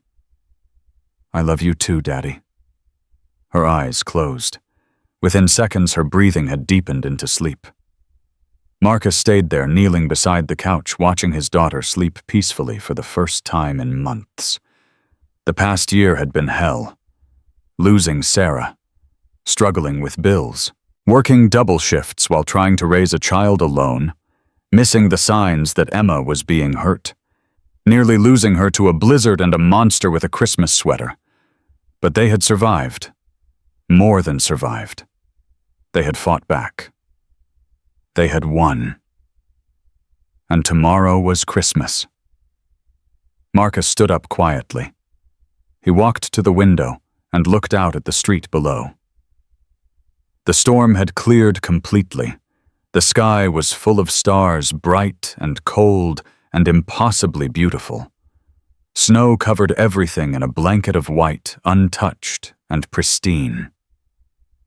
Somewhere out there, Diane Hartley was sitting in a jail cell waiting for trial, her life destroyed. Somewhere out there, other children who had suffered in silence were finally being heard. Somewhere out there, Sarah was watching. Marcus was sure of it. He pressed his hand against the cold glass. "We made it, Sarah," he whispered. "I almost lost her, but I found her in time. And she's going to be okay. I promise you. She's going to be okay." And the stars didn't answer. But Marcus felt something anyway. A warmth that had nothing to do with the heating system. A presence that defied explanation. Maybe it was his imagination. Maybe it was exhaustion. Or maybe, just maybe, angels were real. Marcus turned back to look at his daughter. Emma slept peacefully, the butterfly pendant glinting against her chest. Titan's warm body pressed against her side. She was safe. She was loved. She was home. And tomorrow, Christmas morning, they would start over. Not just as survivors, as a family. Marcus walked to his bedroom. He pulled out the paper butterfly from his nightstand drawer. It was dry now, the newspaper stiff and crinkled, the yellow highlighter faded and smeared. But it had survived. Just like Emma. Just like them. He carried it to the Christmas tree. He found a spot near the top where the star should go and carefully wedged the butterfly into the branches. It didn't glitter. It didn't sparkle. It was ragged and imperfect and looked like something that should be thrown away. But against the lights, surrounded by ornaments and tinsel, it stood proud, a survivor watching over them all. Marcus stepped back and looked at his work. The paper butterfly, the Christmas tree, the sleeping girl, the loyal dog, his family. Broken, battered, but undefeated. He smiled, wiped his eyes, and went to bed. Outside, the stars kept their silent vigil. And somewhere in the universe, Sarah Webb smiled too. Christmas morning arrived with the sound of Emma screaming. Marcus was on his feet before his eyes fully opened. He grabbed his service weapon from the nightstand and ran toward the living room, his heart slamming against his ribs. He found Emma standing by the window, Titan beside her, both of them staring outside with identical expressions of wonder. "Daddy, Daddy, look!" Marcus lowered his gun and forced himself to breathe. "Emma, you scared me. What's wrong?" "Nothing's wrong. Look outside, it's snowing again." Marcus walked to the window. Fat white flakes were drifting down from a pale gray sky, adding fresh powder to the blanket already covering the street. It was beautiful, peaceful, nothing like the violent storm that had nearly taken his daughter's life. "Can we go outside?" Emma asked. "Can we build a snowman?" Marcus looked at his daughter. A week ago, she had almost frozen to death in the snow. Now she wanted to play in it. That was either courage or insanity. With 6-year-olds, it was hard to tell the difference. "After breakfast," Marcus said. "And you're wearing your new coat." "Obviously." Emma rolled her eyes with all the dramatic exasperation a first grader could muster. "I'm not stupid, Daddy." Marcus laughed. He couldn't help it. The sound surprised him, rusty from disuse. "No, sweetheart. You're definitely not stupid." They ate breakfast together. Scrambled eggs and toast. Nothing fancy, but Emma acted like it was a feast. She was wearing her butterfly pendant over her pajamas, and she kept touching it, running her fingers over the colored glass. "Daddy, yes, what happens now with Mrs. Hartley?" Marcus set down his coffee. He'd been dreading this conversation. "There's going to be a trial. People will talk about what happened, and a judge will decide if she goes to prison." "Will I have to talk again?" "Maybe. Probably." Marcus reached across the table and took her hand. "But you won't be alone. I'll be right there with you. And Sergeant Rodriguez. And all the other people who believe you." Emma nodded slowly. "I'm not scared of her anymore." "I know, baby. But I'm scared of the trial. What if they don't believe me? What if she wins?" Marcus squeezed her hand. "Do you remember what you said at the town hall when everyone was listening? I said butterflies aren't garbage." "That's right. And do you know what happened after you said that?" Emma shook her head. 7 other families came forward. 7 other kids who were too scared to talk until you showed them it was okay. You gave them courage, Emma. You made them brave. Emma's eyes widened. Really? Really? And that's why Mrs. Hartley is going to lose, because you didn't just save yourself, you saved all of them. Emma was quiet for a moment. Then she smiled, small but genuine. Mommy would be proud of me. Mommy is proud of you, I guarantee it. The morning passed in a blur of activity. They built a snowman in the tiny patch of yard behind the apartment building. Titan kept trying to eat the carrot nose, and Emma laughed so hard she fell backward into a snowdrift. Marcus took pictures with his phone, determined to capture every moment of joy. Around noon, his phone rang. It was Rodriguez. "Webb, I need you to sit down." Marcus's stomach dropped. "What happened?" "Diane Hartley tried to kill herself last night." The world tilted. Marcus grabbed the porch railing to steady himself. "What? She smuggled pills into her cell somehow. Guard found her unconscious around 3 in the morning. They got her to the hospital in time. She's alive, but it was close." Marcus didn't know what to feel. Relief, anger. Some twisted kind of satisfaction. Why are you telling me this? Because her lawyer is already spinning it, claims she's been driven to the brink by a witch hunt, says the public condemnation has destroyed an innocent woman. He's going to use this to push for a plea deal. A plea deal. After everything she did, the DA is worried about optics. A defendant who tries to kill herself generates sympathy. Jurors are human. They might see a broken woman instead of a monster. Marcus looked through the window at Emma. She was throwing snowballs for Titan to chase her purple coat, bright against the white snow. What kind of plea deal? 10 years. Possibility of parole after 5. 5 years? She tortured children for 5 years, and she might serve 5 years. I know, it's not enough, but the DA thinks it might be the best we can get. Marcus closed his eyes. He thought about Emma's bruises. He thought about her screaming in the hospital. He thought about her standing in front of hundreds of people telling the truth while her abuser called her a liar. No. Webb, no deal. We go to trial. Full prosecution. Maximum sentence. That's not your call. Then make it my call. Talk to the DA. Tell her that the families want justice, not a compromise. Tell her that if she accepts a plea deal, she'll have 7 families on the courthouse steps telling the media that the system failed their children. Rodriguez was silent for a long moment. You're playing hardball. I learned from the best. Another pause.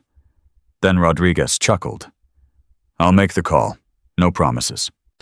Make it happen, Sarge. We didn't come this far to let her off easy. Marcus ended the call. His hands were shaking, but not from cold. This wasn't over. It wouldn't be over until Diane Hartley spent the rest of her life behind bars where she could never hurt another child again. He took a deep breath and walked back outside. Daddy! Emma ran toward him, her cheeks red from the cold. Titan ate the carrot again. Marcus forced a smile.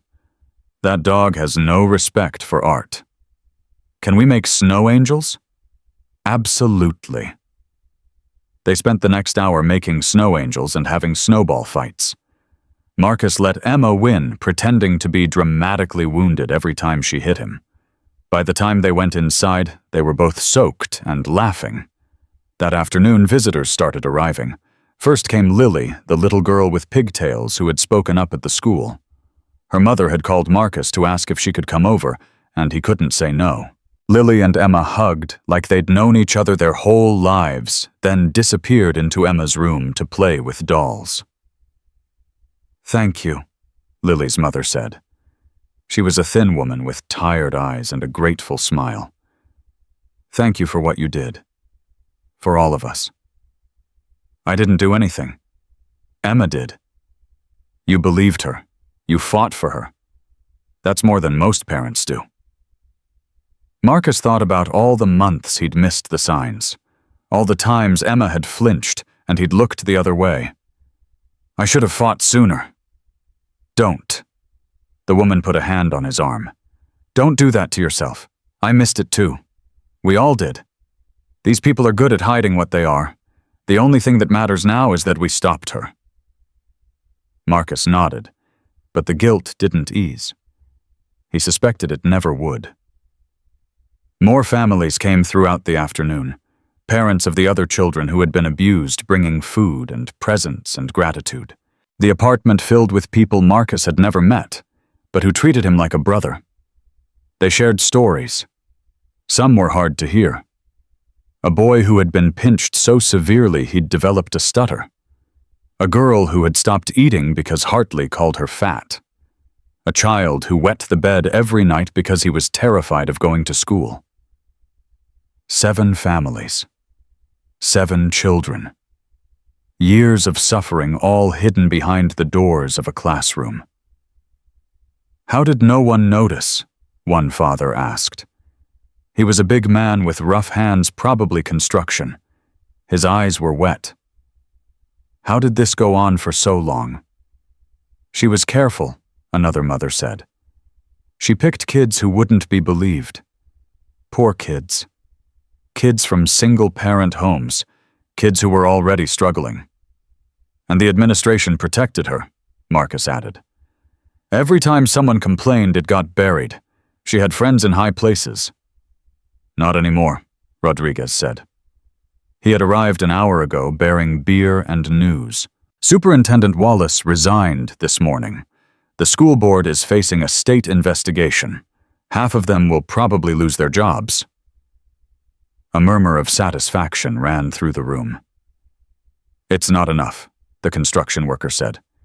It's never enough. No, Marcus agreed.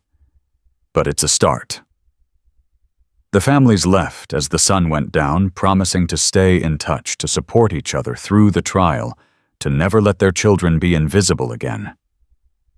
When the last car pulled away, Marcus found Emma sitting by the Christmas tree, staring at the paper butterfly wedged into the branches.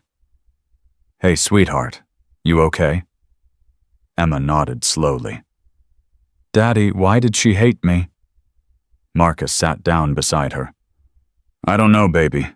Some people are broken inside. They hurt others because they don't know how to be happy. But I tried to make her like me. I made her the butterfly. I wanted to be her favorite student. Marcus's heart cracked. That wasn't about you, he said carefully. What she did had nothing to do with who you are. You're kind and brave and wonderful. She was the one who was wrong, not you. Emma touched the paper butterfly. It's ugly now, all crinkled and stained. Do you think so? Emma considered the question seriously. I used to, but now I think maybe it's beautiful, because it survived. Just like you. Emma leaned against her father's shoulder. Just like me. They sat together in the glow of the Christmas tree, watching the lights twinkle, listening to the silence of a peaceful house. Daddy, yes, I want to do something. For the other kids.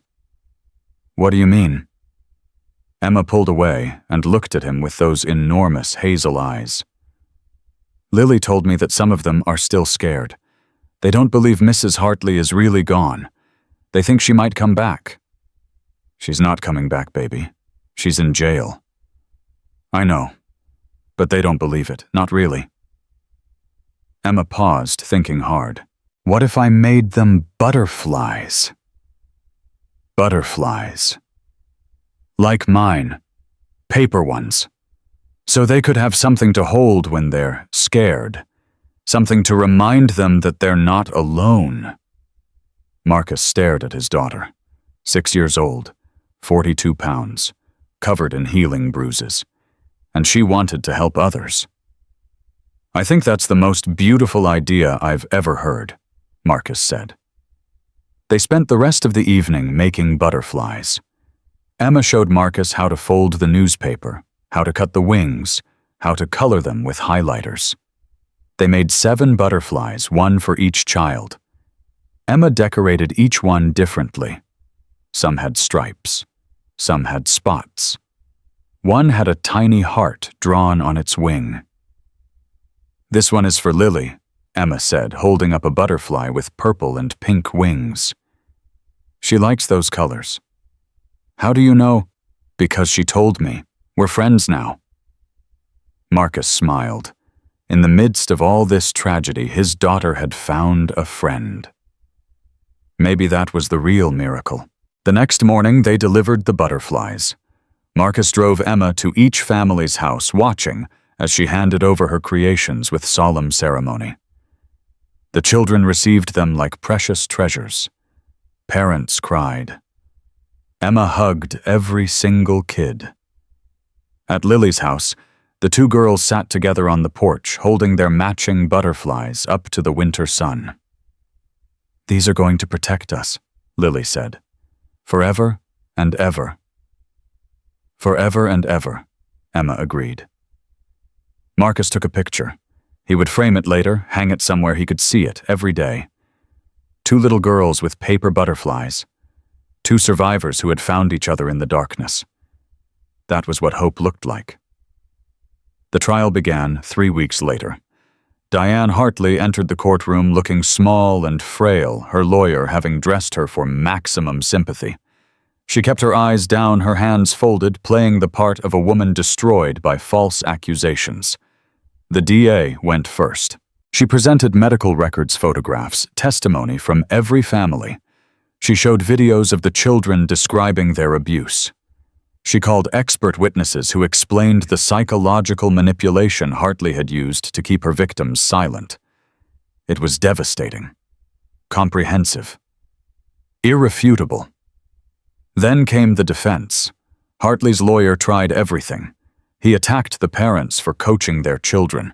He questioned the reliability of 6-year-old memories. He painted Hartley as a dedicated educator pushed too far by difficult students and unsupportive administrators. He even called character witnesses, former colleagues who swore Hartley was kind and professional, parents from years past who said their children loved her. For a moment, Marcus felt the case slipping away. Then Emma took the stand. She walked to the witness chair with her butterfly pendant around her neck and her purple coat draped over her arm. She was calm, composed, completely unafraid. The defense lawyer smiled at her like she was a kitten to be petted. "Now, Emma, you've been through a lot. I understand you were very cold when they found you. That must have been scary." "Yes. And when people are scared, sometimes they remember things wrong. Isn't that possible?" Emma looked at him steadily. "I remember everything." "Everything. Are you sure you were only outside for a short time?" 23 minutes, Emma interrupted. "That's what the doctor said. 23 minutes in the snow with no coat. Do you know what that feels like?" The lawyer hesitated. "I'm asking the questions here." "It feels like fire, like your whole body is burning. You can't think about anything except how much it hurts. You can't forget something like that, ever." The courtroom was silent. Emma continued. "Mrs. Hartley told me that if I opened the door, my daddy would go to prison. She said bad children make their parents look bad. She said I was garbage and I belonged outside." She turned and looked directly at Diane Hartley.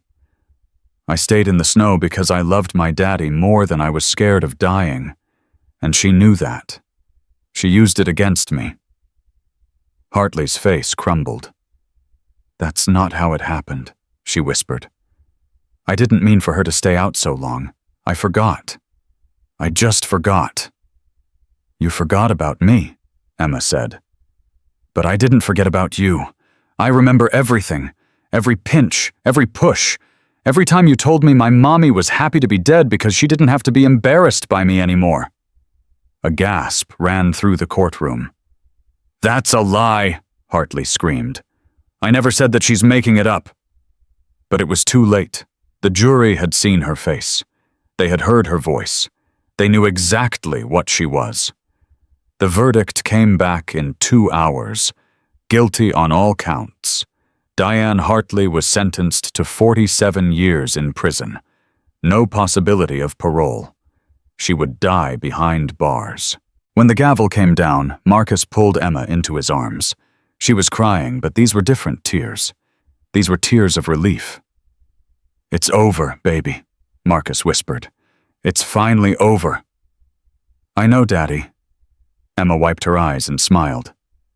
"We won." Outside the courthouse, the other families were waiting. They surrounded Marcus and Emma, hugging, crying, celebrating. Rodriguez pushed through the crowd and clapped Marcus on the shoulder. "Hell of a thing your daughter did in there." "She's braver than I'll ever be." "She learned from the best." Rodriguez looked at Emma, who was being lifted onto another father's shoulders. "You know what the prosecutor told me? She said Emma's testimony was the most powerful thing she'd ever seen in a courtroom. Said it changed the way the jury saw the whole case." Marcus watched his daughter wave to the crowd like a tiny queen. "She found her voice," he said. "That's all I ever wanted for her." That night back at the apartment, Marcus and Emma sat by the Christmas tree one last time. The holidays were over. The decorations would come down tomorrow.